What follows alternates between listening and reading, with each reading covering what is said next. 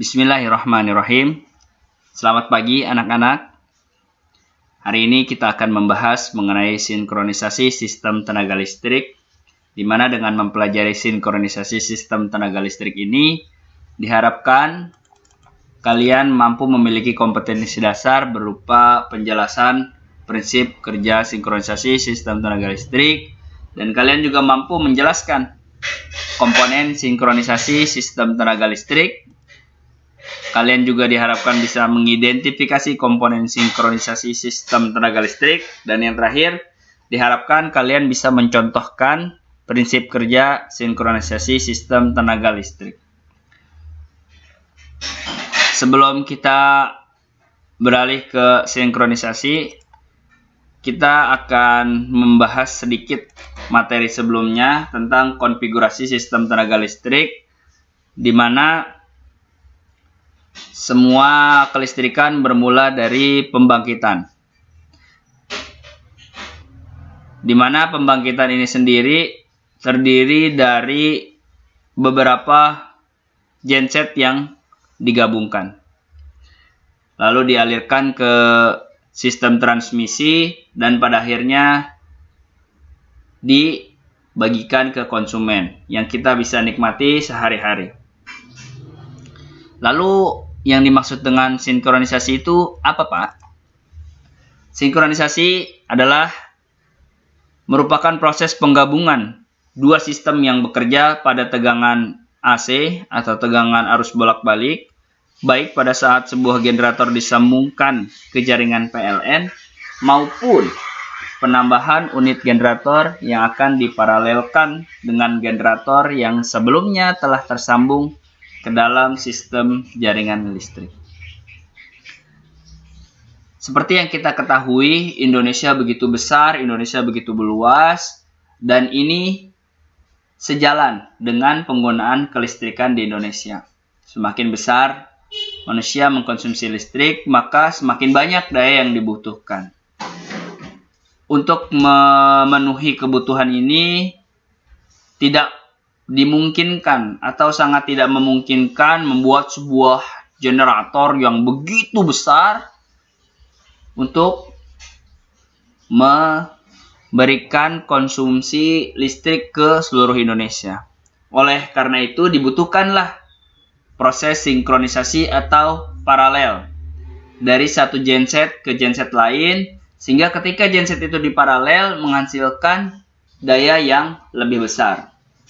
Jadi untuk memberikan kelistrikan ke seluruh Indonesia, PLN menggabungkan antara satu genset dengan genset yang lainnya sehingga dayanya cukup untuk memenuhi kebutuhan masyarakat Indonesia. Sederhananya seperti ini. Misal, Nurdin di rumah memiliki satu buah genset 500 kW. Lalu setelah 5 tahun pemakaian, Nurdin memiliki kebutuhan daya yang bertambah. Setelah dianalisa oleh Nurdin, kebutuhan Nurdin ternyata harus 1000 kW. Jika Nurdin membeli genset baru yang 1000 kW, itu biayanya sangat tinggi, cost-nya sangat tinggi.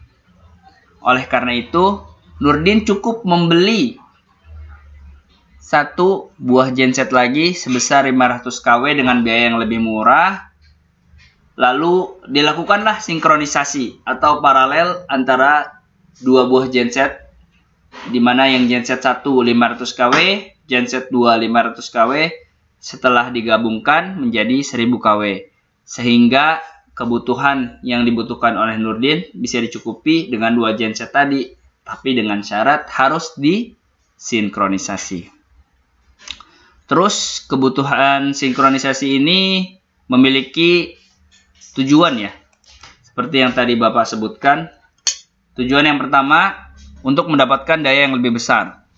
Jadi dengan menambahkan genset 1, 2, 3, 4, 5 dan seterusnya, maka dayanya pun akan semakin bertambah dan semakin besar.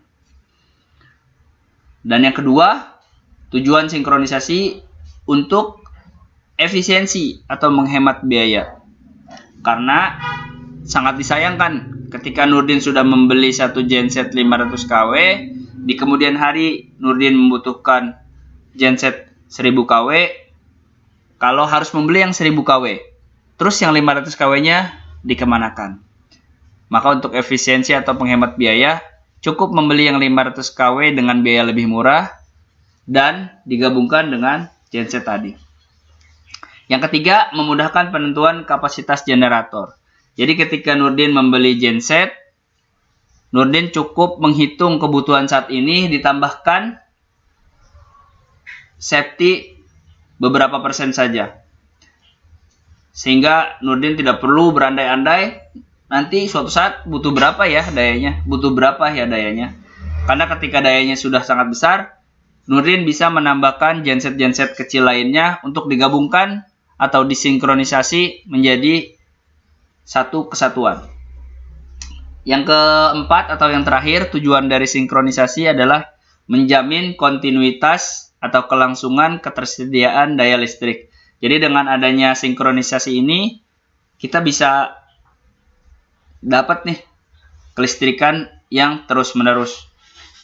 Nggak butuh waktu yang lama. Karena dengan genset yang besar, pasti pemasangannya membutuhkan banyak detail, perencanaan yang sangat matang, dan itu membutuhkan waktu yang cukup lama. Sehingga kebutuhan yang tadi kita ingin capai, untuk memenuhinya butuh waktu yang lama. Tapi dengan adanya sinkronisasi, cukup membeli genset yang lebih kecil, dengan perencanaan dan tata letak yang lebih mudah, lalu kita lakukan sinkronisasi. Seperti itu tujuan sinkronisasi. Baik, selanjutnya untuk melakukan sinkronisasi ternyata tidak semudah itu ya anak-anak. Ada beberapa syarat-syarat untuk melakukan proses sinkronisasi. Yang pertama, memiliki tegangan kerja yang sama. Jadi ketika satu genset atau satu sistem telah bekerja, kita ingin menambahkan genset berikutnya, maka kita harus samakan dulu tegangannya. Misalkan tegangannya di jala-jala 380 atau 400, maka genset yang mau kita masukkan juga harus sama, 380 atau 400 volt.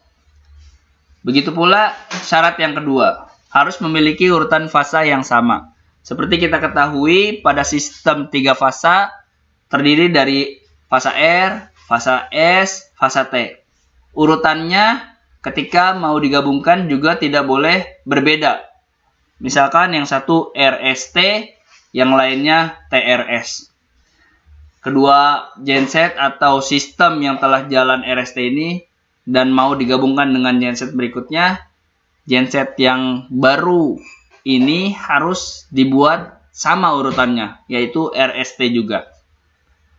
Yang ketiga, harus memiliki frekuensi kerja yang sama. Seperti kita ketahui, di Indonesia, tegangan yang biasa kita pakai adalah 50 Hz. Berbeda di setiap negara, ada yang menggunakan 60 Hz, ada yang memakai 50 Hz. Tergantung sistem kelistrikan yang sudah ada pada saat ini di tiap negara masing-masing. Untuk di Indonesia menggunakan sistem 50 Hz. Yang terakhir, syarat yang harus dilakukan untuk proses sinkronisasi adalah harus memiliki sudut fasa yang sama. Jadi antara sistem yang sudah berlangsung dengan genset yang akan disinkronkan harus memiliki sudut fasa yang sama. Nah, untuk bisa memenuhi syarat-syarat dalam proses sinkronisasi ini, kita memerlukan alat bantu.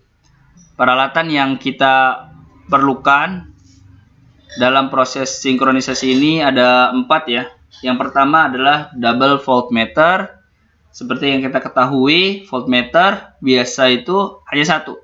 Tapi untuk proses sinkronisasi, kita membutuhkan 2 voltmeter untuk kita bandingkan. Apakah sudah sama atau belum. Yang kedua adalah fasa sequence indicator. Di sini ya, kita bisa lihat alatnya cukup kecil kalau nanti kalian ada di lapangan. Ini ada fasa R, fasa S, fasa T. Kita connect ke masing-masing busbar atau masing-masing kabel pada genset, lalu kita tes. Ini ada dua jenis, yaitu ini ya, kita lihat ada 3 lingkaran ini, nanti terlihat indikasi apakah piringan yang ada di dalam ini berputar ke kanan atau berputar ke kiri, atau biasa disebut searah jarum jam atau berlawanan arah jarum jam, atau biasa disebut clockwise atau berlawanan jarum jam. Seperti itu anak-anak. Nanti kita tes ketika kita ingin melakukan sinkronisasi. Kalau sudah sesuai, dia akan berputar ke kanan. Dan untuk fasa yang untuk genset yang lain